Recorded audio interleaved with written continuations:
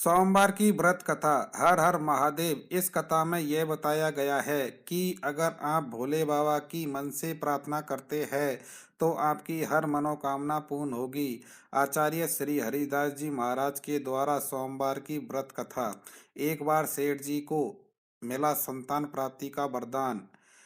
एक बार किसी एक गांव में एक सेठ जी रहता था। उसके घर में धन की कोई कमी नहीं थी, लेकिन कोई संतान न होने के कारण वह बहुत दुखी था।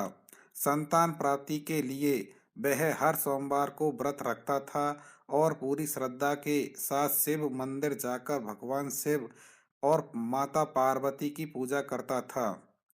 उसकी भक्ति देखकर एक दिन मां पार्वती प्रसन्न होकर भगवान शिव से सेठ जी की मनोकामना पूर्ण करने का निवेदन किया। पार्वती जी के आग्रह पर भगवान शिव ने कहा, हे पार्वती, इस संसार में हर प्राणी को उसके कर्मों का फल मिलता है और जिसके भाग्य में जो भी है उसे भोगना ही पड़ता है। लेकिन पार्वती जी ने सेठ जी की भक्ति देखकर उसकी मनोकामना पूर्ण करने की इच्छा व्यक्त की। माता पार्वती के आग्रह पर शिव जी ने सेठ जी को पुत्र प्राप्ति का वरदान दिया, लेकिन उन्होंने बताया कि यह बालक 12 वर्ष तक ही जीवित रहेगा। माता पार्वती और भगवान शिव की बातचीत को सेठ जी सुन रहा था, इसलिए उसने तो इस बात की खुशी थी और ना ही दुख। वह पहले की भांति शिव जी की पूजा करता रहा। कुछ समय के बाद सेठ जी की पत्नी ने एक पुत्र को जन्म दिया। जब वह बालक 11 वर्ष का हुआ तो उसे पढ़ने के लिए काशी भेज दिया गया। सेठ जी ने पुत्र के मामा को बुलाकर उसे बहुत सारा धन देते हुए कहा कि तुम इस बालक को काशी विद्या प्राप्ति के लिए ले जाओ। तुम लोग रास्ते में यज्ञ कराते जाना और ब्राह्मणों को भोजन दक्षिणा देते हुए जाना। दोनों मामा भांजे इसी तरह यज्ञ कराते और ब्राह्मणों को दान दक्षिणा देते काशी नगरी निकल पड़े। इस दौरान रात में एक गांव पड़ा जहां नगर के राजा की कन्या का विवाह था, लेकिन जिस राजकुमार से उसका विवाह होने वाला था वह एक आंख से काना था। राजकुमार के पिता ने अपने पुत्र के काना होने की बात को छुपाने के लिए सोचा क्यों ना उसने सेठ जी के पुत्र को दूल्हा बनाकर राजकुमारी से विवाह करा दी। विवाह के बाद इसको धन देकर विदा कर दूंगा और राजकुमारी को अपने गांव ले जाऊंगा। लड़के को दूल्हे के वस्त्र पहनाकर राजकुमारी से विवाह करा दिया गया। सेठ जी का पुत्र ईमानदार था।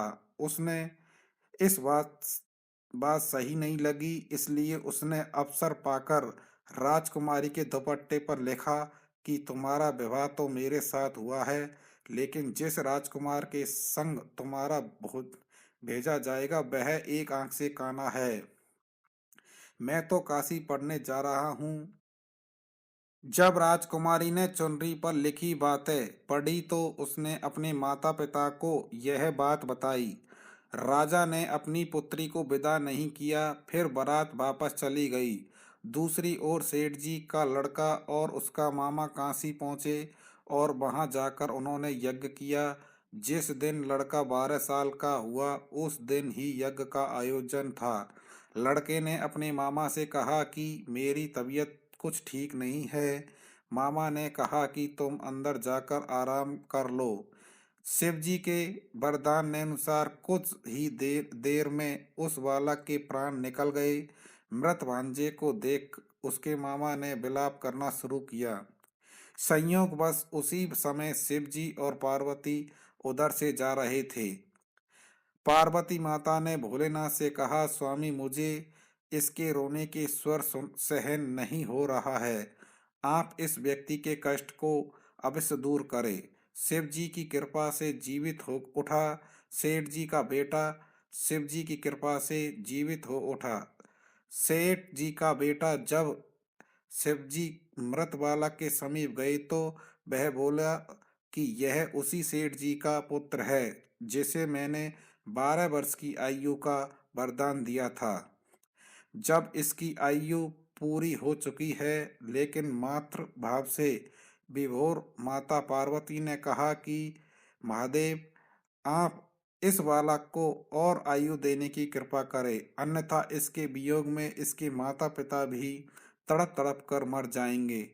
माता पार्वती के पुनः आग्रह पर भगवान शिव ने उस लड़के को जीवित होने का वरदान दिया। शिव जी की कृपा से वह लड़का जीवित हो गया। शिक्षा पूरी करके लड़का मामा के साथ अपने गांव की ओर वापस चल दिया। दोनों चलते ही उस गांव में पहुंचे जहां उसका विवाह हुआ था। उस नगर में भी उन्होंने यज्ञ का आयोजन किया। उस लड़के के ससुर ने उसे पहचान लिया और महल में ले जाकर उसकी खातिरदारी की और अपनी पुत्री को विदा किया। इधर सेठ जी और उसकी पत्नी भूखे प्यासे रहकर बेटे की प्रतीक्षा कर रहे थे। उन्होंने प्रण कर रखा था कि यदि उन्हें अपने बेटे की मृत्यु का समाचार मिला तो वह भी प्राण त्याग देंगे, परंतु अपने बेटे के जीवित होने का समाचार पाकर वह बहुत बेहद प्रसन्न हुए।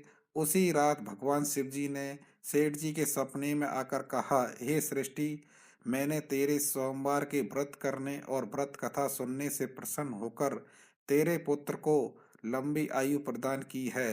इसी प्रकार जो कोई सोमवार का व्रत करता है या कथा सुनता है और पढ़ता है, उसकी हर मनोकामना पूर्ण होती है। हर हर महादेव। जय पार्वती माता।